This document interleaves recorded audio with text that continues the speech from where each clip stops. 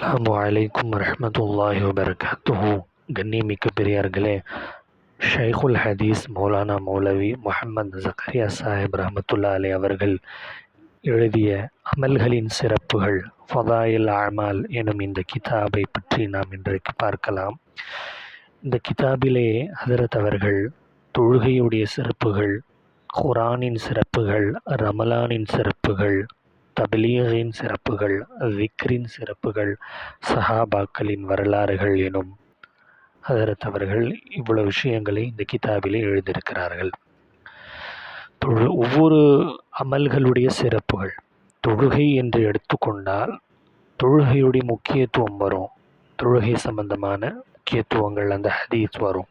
தொழுதால் என்ன நன்மை, தொழுகையை விட்டால் என்ன தீமைகள், எப்படி பயபக்தியாக தொழுக வேண்டும், பயபக்தி பற்றிய ஹதீஸ்கள், தொழுகை பரிபூரணமாக தேவையான விஷயங்கள், குர்ஆனுடைய சிறப்புகள், அதே மாதிரி ரமலானுடைய சிறப்புகள் விஷயங்கள் வரும்.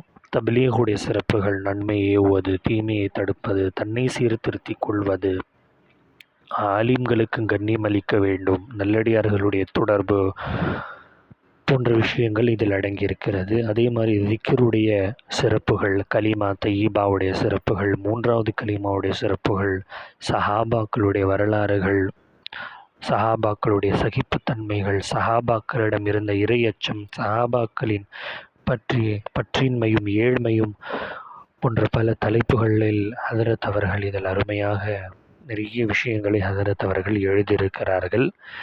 இந்த கிதாபை நாம் படிக்க வேண்டும். கிதாபைகளை படித்து அதன்படி அமல் செய்ய வேண்டும் என்ற நீயத்தில் நாம் இந்த கிதாபுகளை ஓத வேண்டும். எல்லாம் வல்ல அல்லாஹ் நம்மை படித்ததின் பிரகாரம் அமல் செய்ய தௌஃபீக் செய்வானாக. ஆமீன்.